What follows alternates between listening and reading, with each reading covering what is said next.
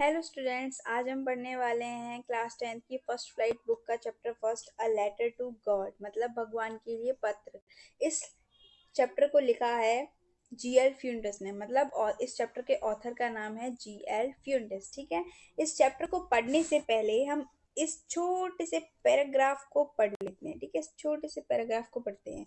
इस छोटे से पैराग्राफ में सिंपली बेटा आपको ये दिया गया है कि इस चैप्टर में, पूरे चैप्टर में क्या होगा, हम किस चीज का आंसर ढूंढ रहे होंगे। ठीक है, चलिए स्टार्ट करते हैं। दे से faith can move mountains.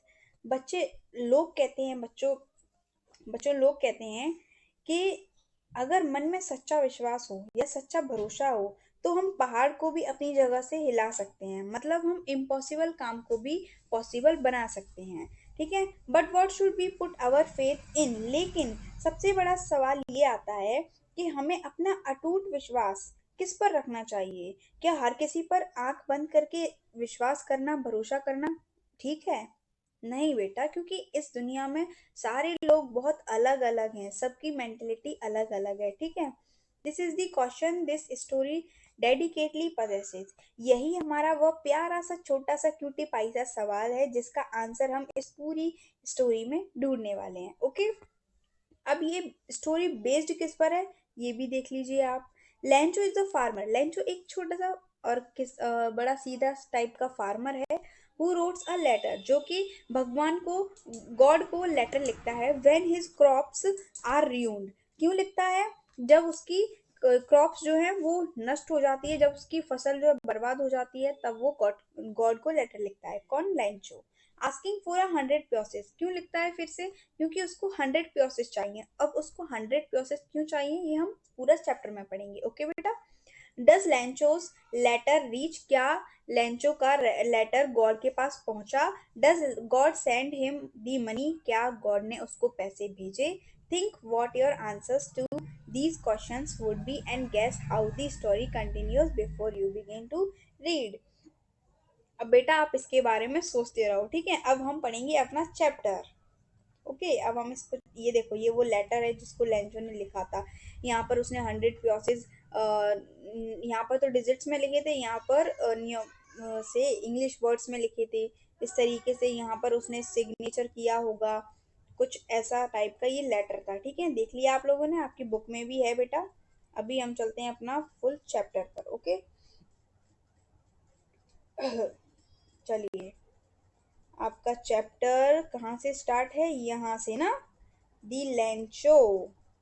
Okay बेटा, तो अभी हम इसको ध्यान से पढ़िए बेटा, यहाँ से आप। ठीक है, बहुत ज़्यादा ही अच्छा चैप्टर है ये, आप यहाँ से पढ़िएगा क्योंकि यहाँ से बहुत ज़्यादा आता है। ठीक है, दी हाउस, वह घर जो उस, sorry, the only one in the entire valley set on the crest of a low हिल।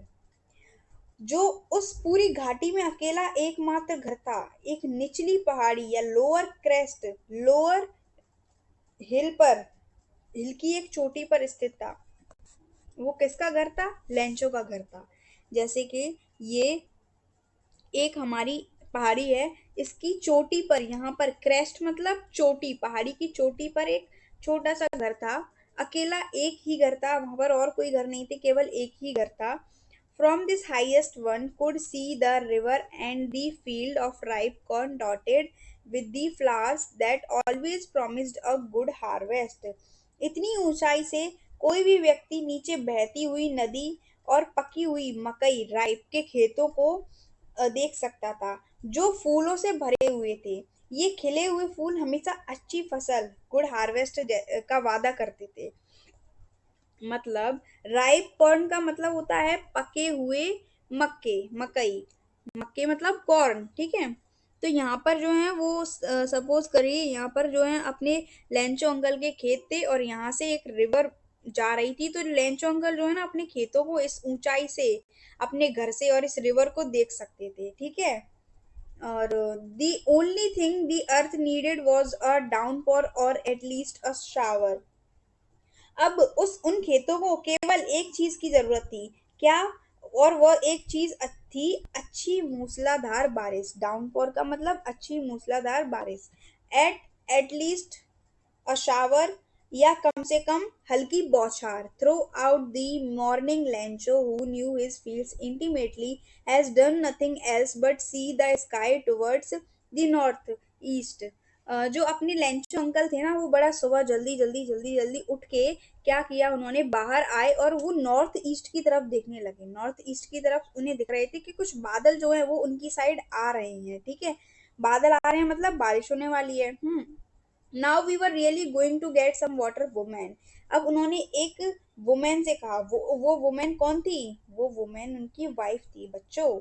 ठीक है, उनसे कहा, लेंचो ने अपनी पत्नी से कहा, अरे सुनती हो, अब तो सचमुच में पानी आने वाला है, मतलब बारिश होने वाली है। The women who was preparing supper, supper मतलब होता है रात का खाना, रिप्लाइड यस गॉड विलिंग।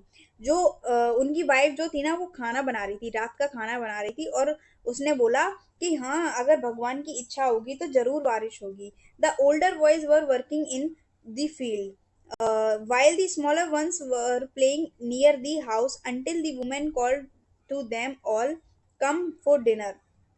जो लेंचो का बड़ा लड़का था ना, वो खेत में काम कर रहा था, कहाँ पर, वर्किंग इन फील्ड। और जो छोटा बेटा था ना उसका, वो घर के पास में खेल रहा था। तभी उनकी माँ उन्हें बुलाती है, बच्चों आ जाओ, खाने के लिए आ जाओ। ठीक है, ऐसा उनकी माँ बुलाती है। It was during the meal that just as Lencho had predicted a big drops of rain began to fall। और बिल्कुल भोजन के दौरान जैसे ही लेंचो ने पहले ही अंदाज लगाया था। प्रेडिक्टेड मतलब अंदाज लगाना, इधर लिख देती हूँ मैं, अंदाज लगाना। ये थोड़ा अंदाज लगाना, पहले जैसा उसने अंदाज लगाया था। क्या अंदाज लगाया था? कि अचानक बारिश की बड़ी बड़ी की बारिश होगी, और अचानक से बारिश की बूंदें, उसने पहले लेंचो ने ये अंदाज लगाया था कि बारिश की बूंदें गिरेंगी, मतलब बारिश होगी। फिर अचानक से जल्दी बड़ी बड़ी बूंदें गिरने लगी। In the north east huge mountains of clouds could be seen approaching। और उत्तर पूर्व नॉर्थ ईस्ट डायरेक्शन में बादलों के बड़े बड़े पहाड़, बादल बड़े बड़े बड़े पहाड़ों जैसे उमड़ते घुमड़ते हुए बढ़ते हुए दिखाई दे रहे थे। मतलब बादल नॉर्थ ईस्ट साइड से इनके घर की ओर आ रहे थे। The air was fresh and sweet. जो हवा थी बड़ी फ्रेश और स्वीट चल रही थी। The man went out for no other reason than to have the pleasure of feeling the rain on his body, and when he returned, he exclaimed, these aren't raindrops falling from the sky, they are new coins। ठीक है। बच्चों, जो Lencho था ना, वो किसी और वजह से नहीं बल्कि अपने शरीर पर बारिश की उन बूंदों को महसूस करने के लिए, उन बूंदों का आनंद, प्लेजर लेने के लिए बाहर दौड़ा। और जब वो वापस आया तो वो बहुत खुशी से चिल्ला उठा। एक्सक्लेम्ड मतलब चिल्ला उठा। ठीक है। और ये आसमान से गिरने वाली सिर्फ बारिश की बूंदें नहीं बच्चों, उसके लिए ये नए नए सिक्के थे। ठीक है, उसके लिए ये न्यू कॉइन्स थे। Okay. The big drops are 10 cent pieces and the little ones are fives. और जो बड़ी बड़ी बूंदें थी ना, उसने उनको 10 सेंट के सिक्के मतलब 10 के सिक्के से, और छोटी बूंदों को 5 सेंट की सिक्के से कंपेयर किया। लेंचो ऐसा इसलिए कह रहा था बेटा, क्योंकि इस बारिश से उसकी फसल बहुत अच्छी होने वाली थी, बल्कि जिससे उसे खूब पैसा मिलने वाला था। ठीक है। With a satisfied expression, he regarded the field of ripe corn with its flowers draped in the curtain of rain। एक संतुष्टि भरे चेहरे मतलब सेटिस्फाइड एक्सप्रेशन के साथ उसने फूलों से लदे अपने पके हुए मकई के खेतों को देखा। ठीक है, जो अब बारिश की एक चादर कर्टेन में पूरी तरह ढक चुके थे। Okay. But suddenly a strong wind began to blow, and along with the rain, a very large hailstones began to fall। Hailstones का मतलब क्या होता है बेटा? Hailstones के मतलब होता है ओले। आप लोगों ने सुना होगा और देखा भी होगा ओले क्या होते हैं। ठीक है। लेकिन तभी अचानक क्या हुआ, एक बहुत तेज आंधी आने लगी, स्ट्रॉन्ग विंड चलने लगी, और बारिश के साथ साथ आसमान में बड़े बड़े ओले यानी बर्फ के गोले गिरने लगे। ठीक है। These truly did resemble new silver coins अ, ये ओले ना दिखने में बड़े सचमुच चांदी के जैसे नए सिक्कों जैसे लग रहे थे। ठीक है, the boys exposing themselves to the rain ran out to collect the frozen pulse. जो छोटे छोटे बच्चे थे ना, अपने लेंचो सर के जो बच्चे थे ना, वे ओलो की परवाह किए बिना बारिश में भीगते हुए वो बारिश में भीगते हुए बाहर की तरफ दौड़े, ताकि वे उन जमे हुए मोतियों, मतलब फ्रोजन पल्स यानी बर्फ के गोलों को इकट्ठा कर सकें। ठीक है, it's really getting bad now, exclaimed the man. Hmm. और यहाँ पर देखिए, हाँ, ये ड्रेप्ड का मतलब क्या है? ड्रेप्ड का मतलब है यानी किसी कपड़े या चादर से पूरी तरह ढक जाना। ठीक है, अभी यहाँ पर थे अपन इट्स रियली वाले लाइन पर, तो इसका मतलब है वह आदमी, मतलब लैंचो, बहुत दुखी होकर चिल्लाया, अब तो सचमुच हालात बहुत खराब होते जा रहे हैं। क्यों?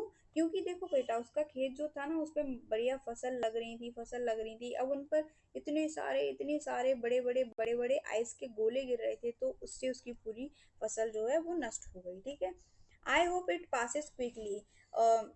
लेंचो कहता है, मुझे लग रहा था कि ये जो तूफान है ना वो जल्दी थम जाएगा, लेकिन इट डिडंट पास क्विकली, लेकिन ये इतनी जल्दी नहीं थमा, ये बहुत टाइम तक चलता रहा। For an hour the hail rained on the house, the garden, the hill side, the cornfield, on the whole valley.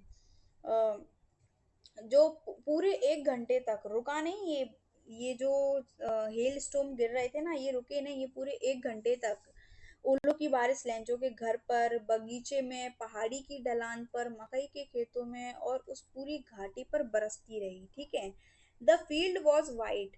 जो आपका खेत था ना वो एकदम सफेद हो गया, क्योंकि उस पर बहुत सारे ओले गिर गए थे। और ओले कैसे लिग रहे थे? वाइट थे।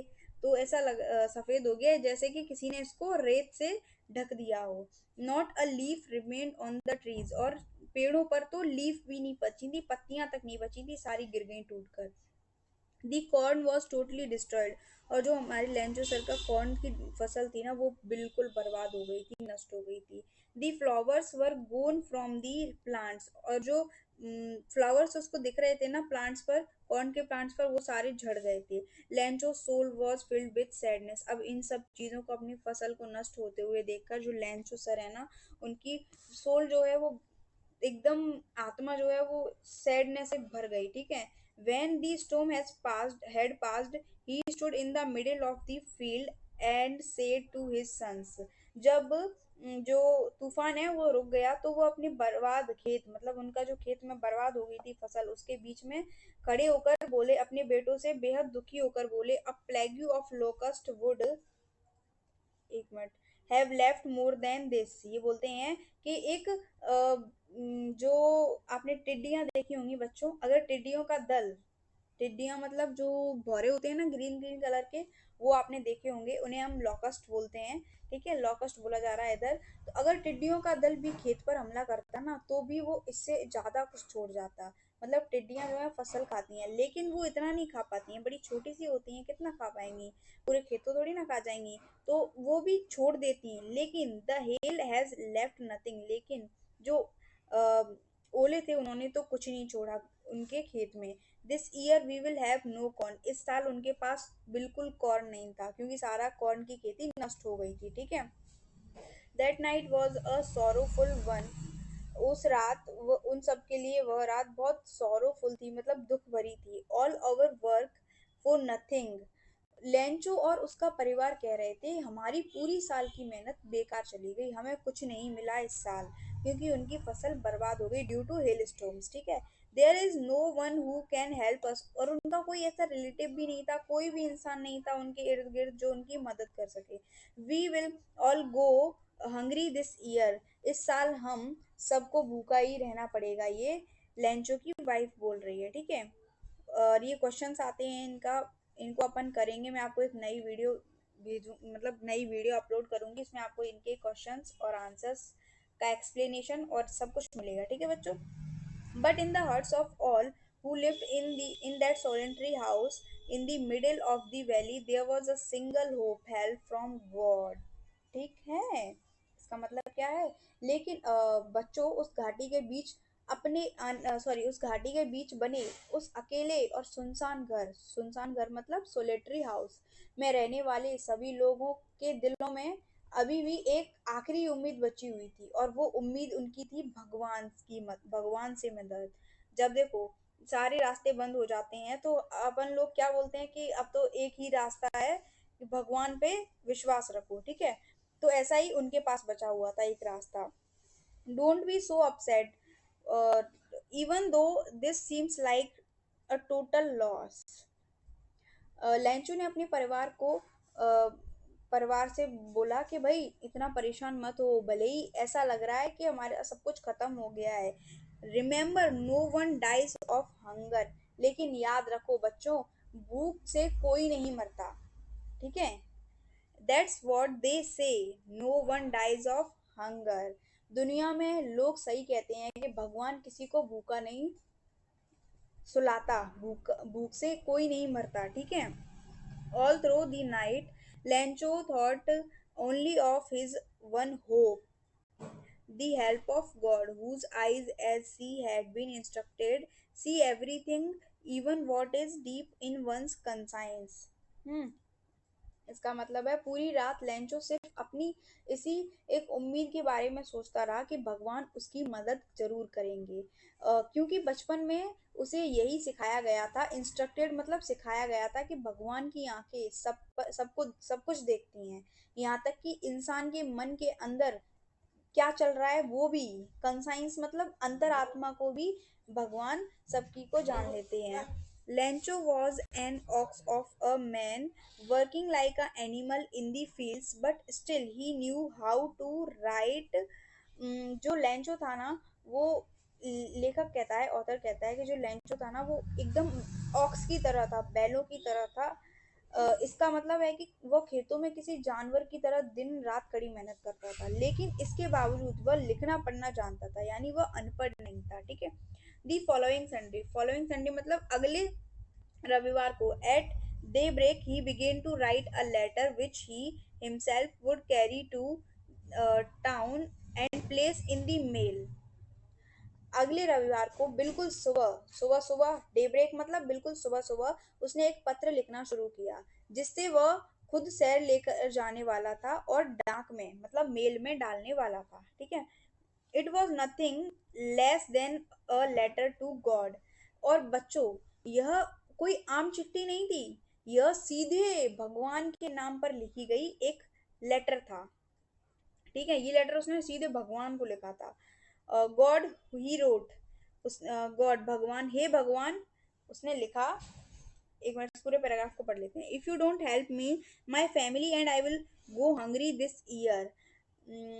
उसने पत्र में लिखा, हे भगवान अगर आपने मेरी मदद नहीं की ना तो इस साल मैं और मेरा पूरा परिवार भूख से मर जाएंगे। I need 100 pieces in order to sow my field again and to live until the crop comes because the hail storm। मुझे अपने खेतों में फिर से बीज बोने के लिए जब तक नई फसल नहीं आ जाती ना तब तक मुझे बीज बोने के लिए 100 रुपये चाहिए, 100 प्योसेस चाहिए, उनकी ज़रूरत है मुझे, क्योंकि हेल स्टोम्स ने उसके पूरे खेत को बर्बाद कर दिया था, इसलिए उसको दोबारा अपने खेत को सो करने के लिए उसमें क्रॉप उगाने के लिए 100 प्योसेस की ज़रूरत थी। He wrote to God on the envelope, put the letter inside, and still troubled went to town। उसने लिफाफे के ऊपर पते की जगह लिखी टू गॉड, मतलब ऐसे बोलते हैं ना कि ये मैं यहाँ से भेज रहा हूँ, कहाँ पर, टू मुंबई, तो ऐसे ही उसने बोला कि टू गॉड भगवान के लिए ये पत्र लिखा, इसलिए पत्र को अंदर डाला और अभी भी थोड़ा परेशान था। ट्रबल्ड मतलब परेशान था, हालत में हालत में ही शहर की तरफ चल दिया, और थोड़ी परेशान वाली हालत में ही वो शहर की तरफ चल दिया, ठीक है। At the post office, he placed a stamp on the letter and dropped it into the mailbox। Post office पहुंचकर उसने पत्र पर एक डाक टिकट मतलब स्टाम्प लगाया और उसे लेटर बॉक्स में मेल बॉक्स में डाल दिया, ठीक है। One of the employees who was a postman and also helped at the post office went to his boss laughing heartily and showed him the letter to God। वहां पर एक कर्मचारी था कर्मचारियों में से एक डाकिया पोस्टमैन जो पोस्ट ऑफिस के बाकी कामों में भी मदद करता था, अपने बॉस के पास जोर जोर से हंसता हुआ गया। लाफिंग हर्टली मतलब जोर जोर से हंसता हुआ गया और उनसे और उन्हें भगवान के नाम लिखी वह चिट्ठी दिखाई। ठीक है। Never in his career as a postman had he no known that address. उसने बोला, पोस्टमैन ने बोलिया कि मैंने अपने पूरे करियर में, नौकरी के इस पूरे सफर में कभी भी पत्र भगवान के लिए एड्रेस वाला पत्र कभी नहीं सुना। दी पोस्ट मास्टर अ फैट एम्बिएबल, एम्बिएबल का मतलब होता है फ्रेंडली और pleasant, fellow also broke out laughing, but almost immediately he turned serious and trapping the letter on his desk commented, what faith, I wish I had the faith of the man who wrote this letter। जो वहाँ का post master साहब थे ना, वो बड़े थोड़े मोटे और थोड़े हंसमुख स्वभाव के थे। वे भी इस चिट्ठी को देखकर जोर जोर से हंस पड़े, लेकिन बच्चों तुरंत, बिल्कुल तुरंत ही वे गंभीर सीरियस हो गए और पत्र को अपनी मेज पर थपथपाते हुए बोले, वाह क्या अटूट विश्वास है, काश मेरे अंदर भी एक भगवान के प्रति ऐसा विश्वास होता जैसा इस चिट्ठी को लिखने वाले आदमी में है, मतलब लेंचो में है। देखो तो इसने तो भगवान, सीधे भगवान को ही पत्र लिख दिया। ठीक है। और उन्होंने बातचीत कर दी, पोस्ट मास्टर और पोस्टमैन के बीच में बातचीत होने लगी, करस्पॉन्डेंस मतलब बातचीत शुरू हो गई। ठीक है। अब so in order not to shake the writer's faith in God, the postmaster came up with an idea, answer the letter। अब इसलिए उस लिखने वाले मतलब लेंचो का भगवान पर भरोसा न डगमगाए, भरोसा नहीं उठे भगवान से। पोस्ट मास्टर के दिमाग में एक तरकीब आई, एक आइडिया आया, क्यों ना इस पत्र का जवाब दिया जाए, इस पत्र का जवाब दिया जाए। But when he open it, लेकिन जैसे ही उन्होंने इसे खोला, it was evident that to answer it he needed something more than goodwill, ink and paper। uh, तो यह बिल्कुल साफ एविडेंट था कि इसका जवाब देने के लिए सिर्फ अच्छी भावना, स्याही और कागज से काम नहीं चलेगा, बल्कि उन्हें उसके लिए 100 प्योसेस रकम देनी पड़ेगी, तभी इस लेटर का जवाब जाएगा। क्यों? क्योंकि 100 प्योसेस की अपने लेंचो सर को जरूरत थी, नीड थी, क्योंकि उनको अपना खेत में दोबारा से फसल उगानी थी। ठीक है। But he stuck to his resolution, he asked for money from his employees and he himself gave part of his salary, and several friends of his were obliged to give something for an act of charity। लेकिन मगर postmaster अपने पक्के इरादे, resolution पर अड़ा रहा।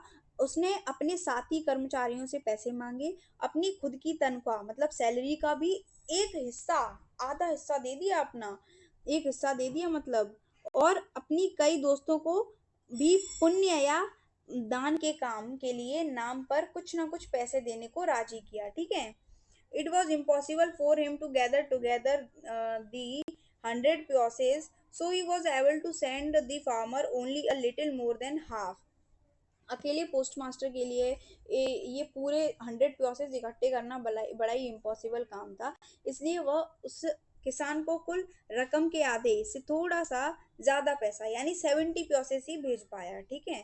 ही put the money in an envelope addressed to Lancho and with it a letter containing only a single word as a signature, God। और उन उसने उन पैसों को एक लिफाफे में डाला, उस पर लेंचो का पता लिखा और साथ में एक कागज पर, जिस पर सिग्नेचर के रूप में उसने गॉड लिखा था, केवल गॉड लिखा था, ताकि उसको लगे कि ये भगवान ने भेजे हैं पैसे। ठीक है। फिर दी फॉलोइंग संडे मतलब अगले संडे को, Lencho came a bit earlier than usual to ask if there was a letter for him. Bit earlier मतलब जल्दी उठना। ओके। जो लेंचो था वो अपने समय से थोड़ा पहले ही उठाया था, पोस्ट ऑफिस पहुंच गया, उठ पहले ही पोस्ट ऑफिस पहुंच गया। ठीक है। रुको मैं दोबारा से समझाती हूँ। दी फॉलोइंग संडे, अगले रविवार को लेंचो रोज के समय से थोड़ा पहले ही पोस्ट ऑफिस पहुंच गया और यह पूछने लगा कि पूछने के लिए कि क्या उसके नाम से कोई पत्र आया है? क्या उसके नाम से कोई पत्र आया है? It was the postman himself who handed the letter to him while the postmaster experiencing the contentment of a man who has performed a good deed looked on the form from his office. उस डाकिया ने खुद अपने हाथों से वह पत्र लैंचो को सौंपा। पोस्टमैन ने अपने हाथों से वह पत्र लैंचो को सौंपा। दूसरी तरफ पोस्टमास्टर साहब अपने ऑफिस के अंदर से चुपचाप देख रहे थे। वे अपने मन में एक बड़ी बड़ी संतुष्टि बहुत बड़ी संतुष्टि कॉन्टेंटमेंट महसूस कर रहे थे। जैसे संतुष्टि किसी इंसान को नेक काम या अच्छा काम करने में मिलती है। गुड डीड मतलब अच्छा काम, नेक काम, ठीक है। अब Lancho showed not the slightest surprise on seeing the money. Such was his confidence, but he became angry when he counted the money. लिफाफे में पैसे देखकर लेंचो को रत्ती भर वंडर नहीं हुआ, आश्चर्य नहीं हुआ। बच्चों सोचिए, भगवान पर उसका इतना विश्वास था कि कितना गजब विश्वास था। उसने उसे पूरा पक्का पता था कि ये जो पैसे हैं ना, ये भगवान ने भेजे हैं, ठीक है। बट कहाँ गया, but he angry when he counted the money. लेकिन जैसे ही उसने पैसों को गिना तो वो खुशी की बजाय अचानक से गुस्से में लाल पीला हो गया, बहुत एंग्री हो गया, ठीक है। क्यों हो गया एंग्री? क्योंकि उसने मांगे थे 100 पैसेस और उसको मिले 70 पैसेस, ठीक है। God could not have made a mistake, nor could he have denied Lencho what he had requested. और लेंचो ने सोचा कि भगवान से तो कभी ऐसी गलती हो ही नहीं सकती है, और ना भगवान कभी 100 प्योसेस जो मैंने मांगे हैं उनके लिए मना करेंगे, वो तुरंत दे देंगे। Immediately Lencho went up to the window to ask for paper and ink on. फिर तुरंत ही लेंचो पोस्ट ऑफिस की खिड़की पर गया और कर्मचारियों से, मतलब पोस्टमैन से, उसने पेपर और इंक मांगी, ठीक है। On the public writing table he started to write with much wrinkling of his brow, or caused by the effort he had to make express his ideas। वहाँ लोगों के लिखने के लिए जो मेज होती है ना, पब्लिक राइटिंग टेबल बनी हुई थी ना, उस पर बैठकर उसने दोबारा चिट्ठी लिखना शुरू किया। लिखते समय उसके माथे पर बड़ी गहरी लकीरें, रिंकलिंग थी उसके माथे पर, ठीक है। क्योंकि वह अपने विचारों को व्यक्त करने के लिए बहुत सोच रहा था, बहुत जोर लगा रहा था, ठीक है। When he finished, he went to the window to buy a stamp which he licked and then affixed to the envelope with a blow of his fist। फिर क्या हुआ, जब उसने लिखना पूरा कर दिया ना, अपना पूरा लेटर लिख दिया, तो फिर वो कहाँ पे गया, डाक टिकट पे स्टाम्प लगवाने गया। मतलब वो स्टाम्प खरीदने के लिए खिड़की पर गया। उसने टिकट को अपनी थूक से गीला किया, लिक्ड मतलब गीला किया, और अपनी मुट्ठी से ऐसा जोर से उसने मुक्का मारा कि वो लिफाफे पर चिपक गया, ठीक है। The moment the letter fell into the mail box the postmaster went to open it, ठीक है। और जैसे ही वो पत्र लेटर बॉक्स में, मेल बॉक्स में अंदर गिरा, पोस्टमास्टर तुरंत उसे निकालने के लिए गया। God, it said, God of the money that I asked for only 70 process reached me, ठीक है। अभी पढ़ते हैं इसका मतलब क्या है। जैसे ही वह पत्र लेटर बॉक्स के अंदर गिरा, पोस्टमास्टर साहब तुरंत उसे उत्सुकता के कारण खुद तुरंत उसे खोलने और पढ़ने के लिए दौड़े, ठीक है। और पत्र में लिखा था, हे भगवान, जितने पैसे मैंने आपसे मांगे थे ना, उतने पैसे आपने दिए ही नहीं मुझे। आपने तो केवल मुझे 70 प्रोसेस दिए, क्यों? मेरे पास तो इतने ही पहुंचे। बाकी अ, बचे हुए जो पैसे थे ना, यानी 30 प्रोसेस भी, वो भी मुझे जल्दी भेज दीजिए प्लीज, क्योंकि मुझे उनकी बहुत जरूरत है, ऐसा लेंचो ने बोला, ठीक है। The rest, send me rest मतलब बचे हुए 30 प्रोसेस मुझे भेज दीजिए। Since I need it very much, क्योंकि मुझे उनकी बहुत ज़रूरत है। But don't send it to me through the mail, because the post office employees are bunch of crooks. फिर उसने लेंचो, बंच ऑफ क्रूक्स, ठीक है। लेकिन सुनिए भगवान, लेकिन लेंचो ने कहा सुनिए भगवान, इस बार ये पैसे मुझे मेल के जरिए मत भेजना, क्योंकि पोस्ट ऑफिस के जितने भी कर्मचारी हैं, जितने भी एम्प्लॉयज हैं ना, सारे के सारे क्रुक बंच ऑफ क्रुक्स हैं, मतलब धोखेबाजों की टोली है, यानी चोर हैं। इन्होंने मेरे बाकी के 30 पैसे निकाल लिए होंगे। ठीक है, और अपना बाद में उन्होंने नाम बताया कि मेरा नाम है लेंचो। ठीक है, तो ये चैप्टर होता है आपका खत्म, एंड। ठीक है बच्चों, इसको आप अच्छे से रीड कीजिए घर पे जाके। और आप आयरनी सुनना चाहेंगे इस चैप्टर की? आयरनी मतलब क्या विडंबना थी इसमें। देखो बच्चों, इसे कहते हैं आयरनी। आयरनी मतलब विडंबना। जिन पोस्ट ऑफिस के कर्मचारियों ने अपनी जेब से पैसा इकट्ठा करके अपनी सैलरी का आधा आधा पार्ट दे करके लेंचो की मदद की थी, लेंचो ने अपने सीधेपन और भगवान पर अटूट विश्वास के कारण उन्हीं लोगों को चोर समझ लिया और उनसे क्या बोला, अ बंच ऑफ क्रूक्स।